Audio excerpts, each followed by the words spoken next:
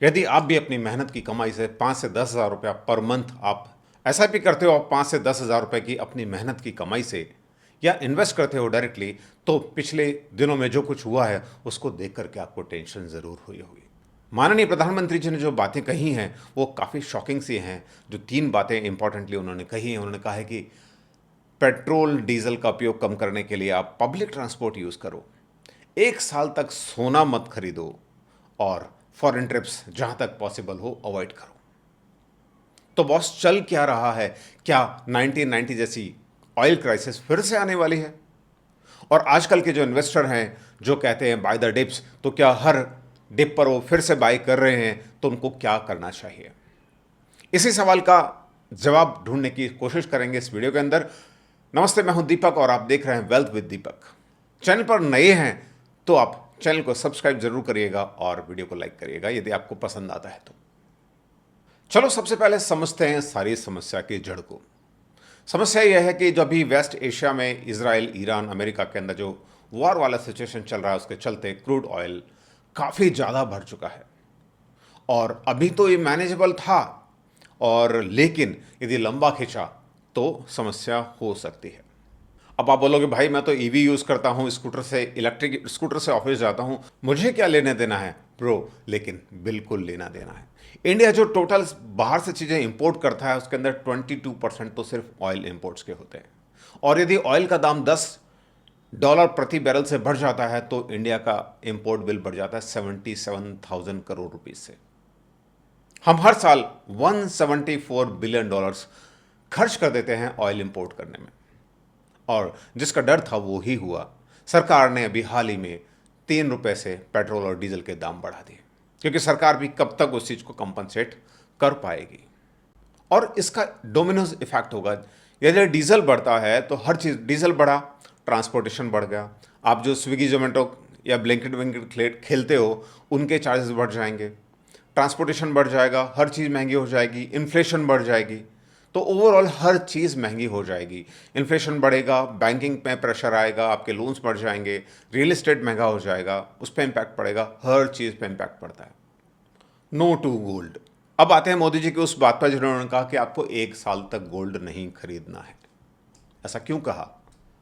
पिछले साल $72 बिलियन का हमने गोल्ड इंपोर्ट किया, जो कि हमारे टोटल इंपोर्ट का 9% है।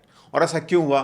क्योंकि सरकार ने जो ड्यूटी थी वो 15 से घटा करके 6% कर दी थी, जिसके चलते सभी में होड़ लगे गोल्ड खरीदने की। लेकिन उसको देखते हुए, क्योंकि हमारा फॉरेस्ट रिजर्व कंज्यूम हो रहा था, तो सरकार ने अभी हाल ही में 2 दिन पहले, जिस दिन मोदी ने अनाउंसमेंट किया था उसी रात को ड्यूटी हाइक कर दिया गया सिल्वर और गोल्ड के ऊपर, फिर से अप टू 15%। नहीं, आई मीन टोटल ड्यूटी 15% कर दी गई। उसके चलते जो गोल्ड रिलेटेड स्टॉक्स थे, जैसे कि कल्याण ज्वेलर्स है, टाइटन है, इन स्टॉक्स के अंदर काफ़ी गिरावट आ गई थी। और यदि आप उसको एज ए अपॉर्चुनिटी देख रहे हैं, बाय द डिप सोच रहे हैं, तो थोड़ा संभल के देखिएगा या थोड़ा सा ऑब्जर्व करिएगा कि मोदी जी के इस स्टेटमेंट का, 1 साल के वाले स्टेटमेंट का क्या इंपैक्ट रहता है, उसके बाद कुछ डिसीजन लीजिएगा। अब बात करते हैं आपके पोर्टफोलियो की, यानी कि मार्केट की। जब भी मार्केट थोड़ा सा भी बढ़ता है उससे ज़्यादा मार्केट गिर जाता है। क्यों? क्योंकि जो फॉरेन इन्वेस्टर्स हैं वो पैसा लगातार निकाल रहे हैं और उन्होंने टोटल $22 बिलियन पैसा निकाल लिया है। वर्तमान में जो विदेशी निवेशकों की जो होल्डिंग है इंडियन मार्केट में, वो 14 साल के लोएस्ट लेवल पे आ चुकी है। ऐसा क्यों हो रहा है? तो उसके हम 2 रीज़न समझ सकते हैं। पहला है एआई। अभी बाजार में एआई का क्रेज चल रहा है और पूरे वर्ल्ड में। तो जो इन्वेस्टर्स हैं उनको ऐसी कंपनीज चाहिए जहां एआई चल रहा है, और वो लोग एआई की तरफ ही देख रहे हैं, वहां पैसा इन्वेस्ट कर रहे हैं। और यदि हम एआई का लेवल समझें तो साउथ कोरिया की सिर्फ 2 कंपनीज की हम बात करते हैं, सैमसंग और दूसरा है एसके हाइनेक्स। इन दोनों कंपनीज की जो लास्ट क्वार्टर की जो अर्निंग थी वो थी $59 बिलियन, जबकि हमारे शेयर बाजार में लिस्टेड 5000 कंपनीज की सब मिलाकर की जो अर्निंग थी वो थी $49 बिलियन।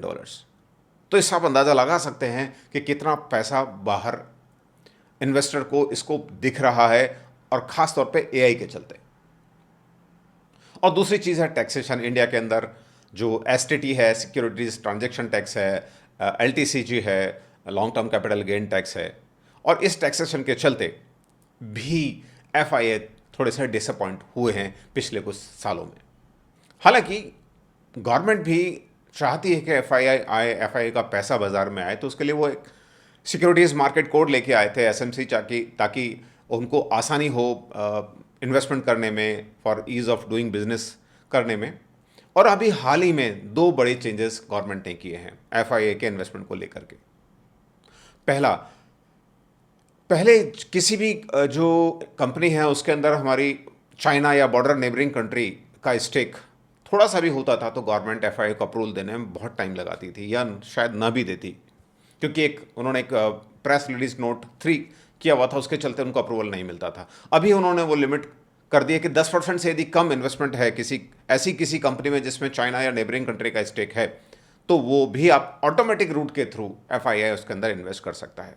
और साथ ही गवर्नमेंट ने ये भी रेगुलेशन दिया है कि यदि जहाँ पे गवर्नमेंट की अप्रूवल की ज़रूरत है तो गवर्नमेंट के डिपार्टमेंट उसको 12 हफ्तों के अंदर, यानी कि 3 महीने के अंदर अप्रूवल को दे देंगे।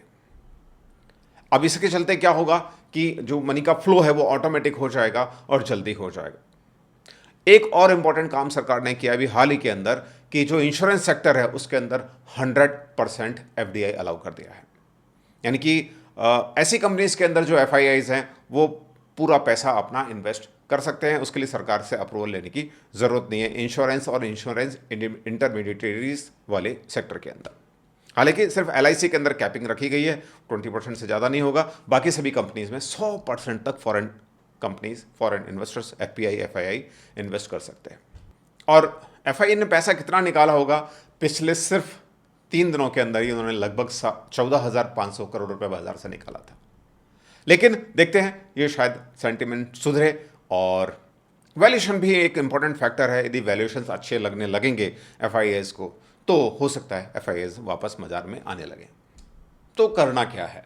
वैसे भी जो लॉन्ग टर्म इन्वेस्टर है उसको ये ध्यान रखना चाहिए कि आप इन्वेस्ट कर रहे हो एक लंबे होराइजन के लिए, तो जो शॉर्ट टर्म में जो बम्स आते हैं उनको आपको इग्नोर करना चाहिए, क्योंकि मार्केट कभी भी स्ट्रेट लाइन में ऊपर नहीं चढ़ता है, वो ऊपर नीचे होता है, चढ़ेगा फिर कंसोलिडेट करेगा, हो सकता है डिप में जाए, जैसा कि पिछले अभी 1.5-2 सालों से हो रहा है। बाजार सितंबर 2024 के अंदर पीक बनाया, उसके बाद कंसोलिडेट किया, नीचे गया और अभी भी नीचे की तरफ ही है। लेकिन लॉन्गर होराइजन में देखेंगे तो वो एक अच्छे डायरेक्शन में जाता है, क्योंकि बाजार जब मान लीजिए 1 साल में 2 साल में कोई रिटर्न नहीं दिया, लेकिन जब वो 30 साल में जब रिटर्न देता है तो दौड़ लगाता है पिछले 2 सालों के रिटर्न को भी वो वहाँ पे दे देता है एक साथ। अब जैसे यदि हम वैल्यूएशन की बात करें, बैंक निफ्टी जो कि इंडेक्स है उसका जो हम PB, price to book ratio यदि देखते हैं तो हिस्टोरिकली उसका एवरेज रहता है 2.6, लेकिन वर्तमान में करंटली वो अभी है 1.86, तो जो कि नीचे है, यानी कि एक वैल्यूएशन को अट्रैक्टिव वैल्यूएशन दिखाता है।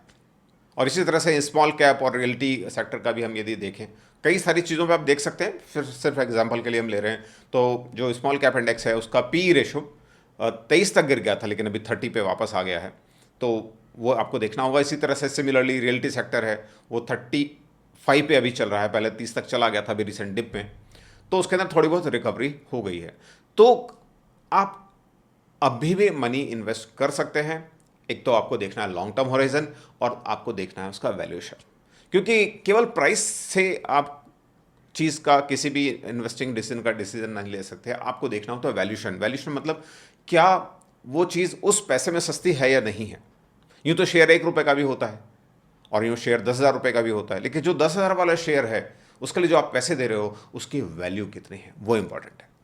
तो फाइनल टेक अवे, यदि आप जो मंथली इन्वेस्टमेंट्स कर रहे हैं, एसआईपीज कर रहे हैं, उनको बंद करने का यदि सोच रहे हैं तो मत सोचिएगा, उनको कंटिन्यू रखिएगा, क्योंकि जब बाजार गिरता है आप उतने ही पैसे में म्यूचुअल फंड्स की ज़्यादा यूनिट खरीदते हो और जब बाजार बढ़ता है तो उसकी वैल्यू अच्छी बढ़ जाती है। हालांकि एक बात मैं कह दूं, चूंकि सब एसआईपी करते हैं और आप भी सिर्फ एसआईपी ही कर रहे हैं, तो बहुत ज़्यादा वेल्थ आपकी नहीं बनने वाली है। हाँ, इन्फ्लेशन को बीट ज़रूर कर पाएंगे, अपने मनी को प्रोटेक्ट कर पाएंगे, लेकिन यदि एसआईपी से आपको अच्छा करना है तो आपको स्मार्ट एसआईपी करनी पड़ेगी। इस पर मेरा जो लास्ट वाला जो वीडियो है इसी टॉपिक के ऊपर था, उसको ज़रूर देखिएगा कि स्मार्ट एसआईपी कैसे करनी है। बंद तो बिल्कुल नहीं करनी है, यदि स्मार्टनेस नहीं लगा पाओ कोई बात नहीं, एसआईपी बंद नहीं करनी है यदि आप 5 साल से ज़्यादा के लिए इन्वेस्ट कर रहे हैं। तो आप बताइए क्या आपको लगता है ये पेट्रोल डीजल के जो दाम बढ़े हैं उससे आपकी पॉकेट पे कितना असर पड़ेगा, यस और नो? और सरकार ने जो एफआईआई को अट्रैक्ट करने की कोशिश करी है, जो उनको इंश्योरेंस के अंदर एफडीआई 100% कर दिया है और जो दूसरी ऑटोमेटिक रूट्स वाली रियायतें दी हैं, उससे क्या एफआईआई वापस लौटेंगे, यस और नो? वीडियो अच्छा लगा है तो लाइक बटन ज़रूर दबाइएगा, और अच्छा नहीं लगा है तो ये भी बताइएगा क्यों अच्छा नहीं लगा, क्या इसमें और अच्छा किया जा सकता था। मिलते हैं अगले वीडियो में जहां बात करेंगे आपकी वेल्थ की, आपकी। टिल देन टेक केयर, जय हिंद, जय भारत।